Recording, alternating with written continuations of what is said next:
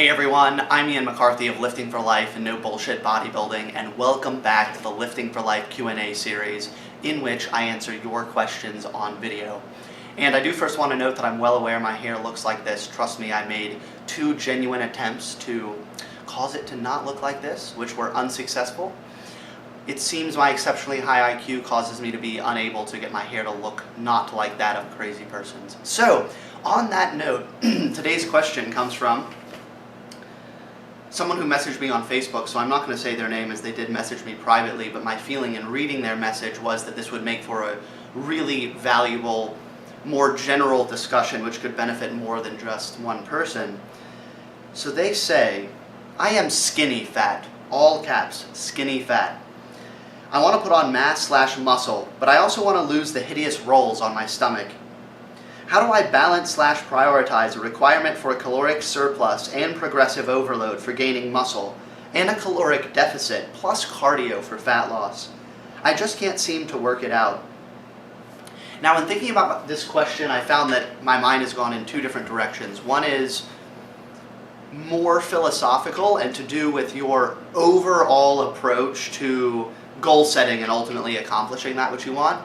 And one is much more to do with the details of what it is you're doing, execution, etc. So to speak to the first one, a word which keeps coming to mind, it came to mind immediately when I first read that message, was clarity. Now, I don't think that it's clear, readily apparent from that message that this person is having this issue, but I think it's very common for the person in the position of being skinny fat or having multiple seemingly inconsistent goals to not actually have a really good sense of what they want and an ability to put those desires in order of importance. So, and this actually is an issue outside of the scope of simply fitness. You'll have the person who wants to make way more money, and they want better work-life balance, and they want their own hobbies away from their relationship, but they're also married and they want to spend more time with their wife, etc. And the result is just paralyzing confusion and a sense of an inability to really make decisions, know what to do, etc. And within the scope of fitness, this is very common. You have the person who, they want to get bigger, they want to get leaner, they really want to lose their lower ab fat, they definitely want their calves to be bigger. By the way, they're not in good enough cardiovascular shape, but they want to maximize leg hypertrophy at the same time, etc. And if this individual is in this position, or if you, not being the person who asked this question, are in this position, my recommendation is to literally sit down and write down a maximum of 3 things that you want to accomplish through your training, but in the following way. The first has to be the most important, and you can have as many as 2 more other things that you want to do which are secondary or tertiary to that first one. And here's what I mean by that in a very practical sense. What that means is, if you had to choose between getting the second and or the third or the first, you would select the first. So to speak for myself, and not that this discussion is about me, but what I always say is that I'm able to speak to me and my own experience with greater authority. At this point, when it comes to my training, number 1 priority is maximizing my quality of life, because I'm doing what I'm doing in the context of suffering from major depression. There have been significant periods of my life in which I've been so sick I've barely been able to even move. So more than anything, I desire to improve how I feel and am able to function, etc., through cardio, through training, through proper diet, etc. Additionally, I do have the more traditional body composition type goals of, at this point I'm cutting, I want to lean out, and I'm attempting this protocol of training my arms every day and seeing if I can improve them, how much I can improve them, etc. Now, what that means is, if it comes down to it and I have to choose between getting leaner, training my arms every day, or being happier, I will select being happier. And not as a function of a lack of discipline. It isn't like, oh man, I just don't want to train today. Well, I don't really care about training. I'm not going to train. Or I care about training, but I lack the discipline to actually get in the gym. That's quite different.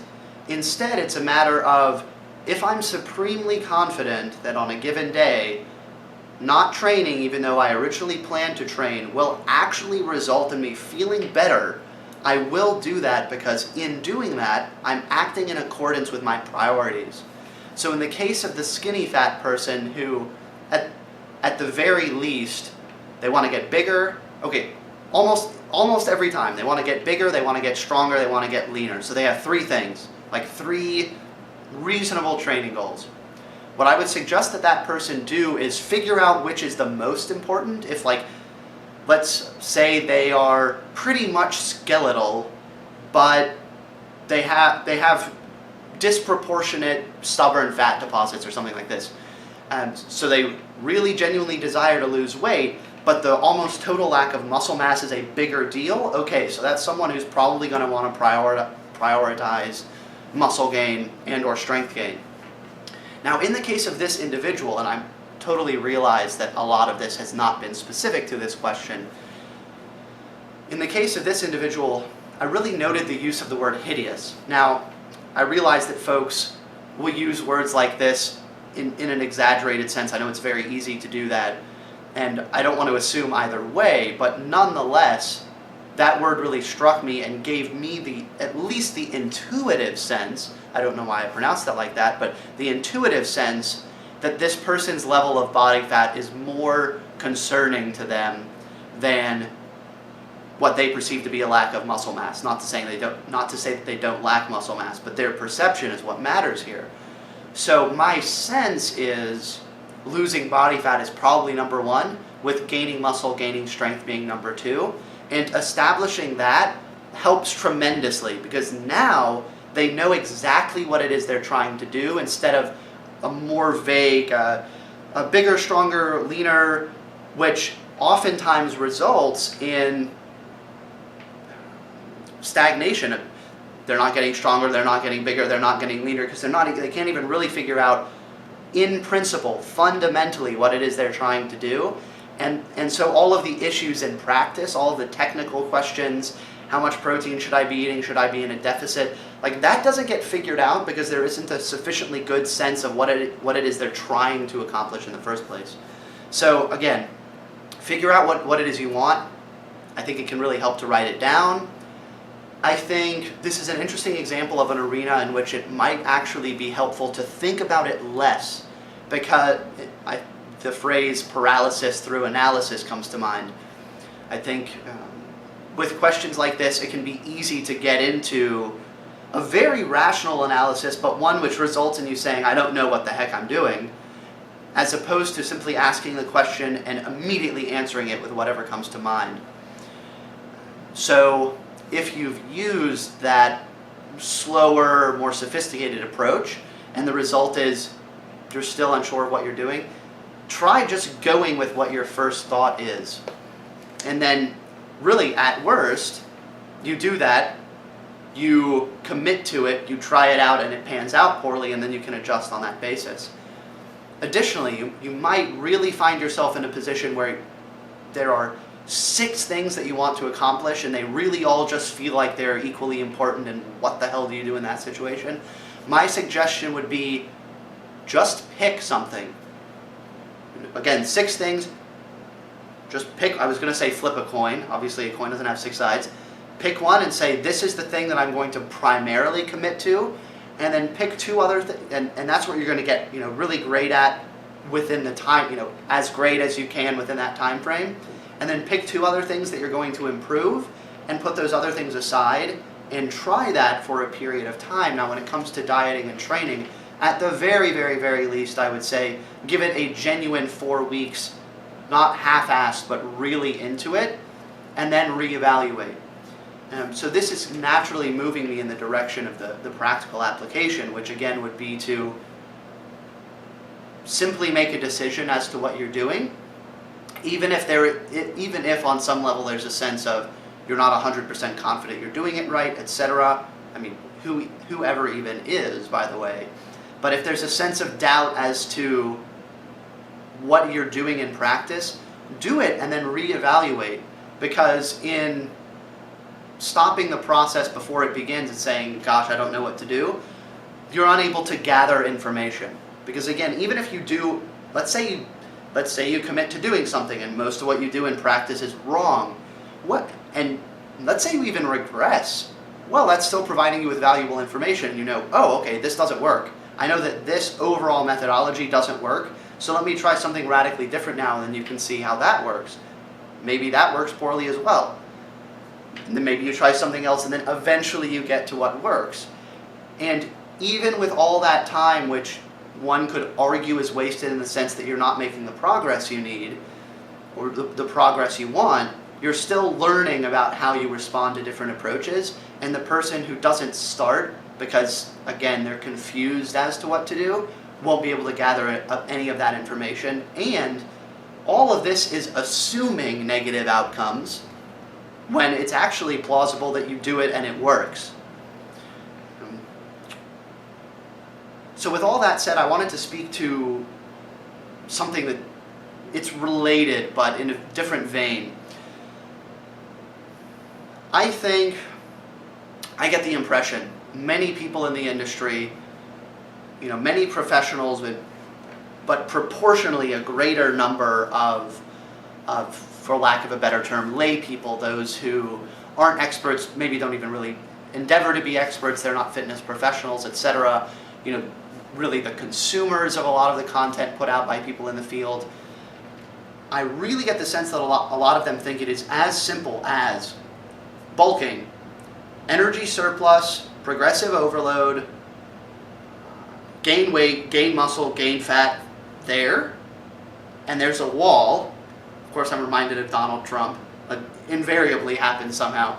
So you have the wall here. It's a great wall, a really good wall, tremendous wall, well built, tall, has tunnel systems, tunnel protection. And then on the other side, you have cutting diet, energy deficit, cardio. Maybe this person even believes, not meaning the person asking this question, but someone who thinks all of this together, higher rep training, you gotta get the cuts.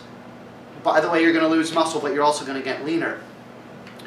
I'm very much convinced that this is simply not how the human body works necessarily. I think that these are possible outcomes on a continuum of possible outcomes that also include better outcomes, better being relative to what it is you want. But in the case of a person like this, I honestly think that they could design a protocol where they consistently get stronger for a while. If they're cutting this entire time, they're probably going to get to a point where they're not going to be able to do that. But that's quite different from you're definitely going to lose strength, you're definitely going to lose muscle, etc. If this person has minimal muscle mass and excess body fat to begin with, they're actually in a really good position to drop body fat and get stronger and gain muscle. Not to say that they're going to maximize the amount of muscle that they're going to gain in this period, but they could still make improvements. So again, I believe that this false dichotomy is really bought into by many people. I think first and foremost, again, it's simply a false dichotomy that's not an accurate account of how things always play out. And I think that in believing that, it's easy to be defeatist. It's easy to say, well, I have this slab of lower ab fat, but I have no muscle, and so I could get leaner, but then I'm just going to be extremely thin, or I could get bigger, but then I'm still going to be fat. That person, again, it's going to depend on the individual and the context and what they do and how they respond, etc. But it is at least, I would go as far as to say plausible that someone like that could, again, they should pick the one thing that's most important, but I genuinely think they can address that very effectively and other things effectively to a lesser degree, but still effectively. So I think that's a good place to leave it. Thank you so much for your time. And typically I say time and energy. I'm not sure how much energy was expended in watching this video, but thanks again for watching. Please like the video if you found it valuable. Share it with anyone. By the way, I think there are a lot of people who would benefit from discussions like this. And feel free to ask questions for future videos, comment below on the in response to this video in particular. And, a couple of months ago I asked a question, or I invited people to say hi below. So here's what I want you to tell me below. What is your #1 training goal? And what is another training goal that you are happily willing to allow that primary training goal to override? So hopefully you guys understand the question. If not, just tell me that I ask bad questions. Thanks again. We will see you next time.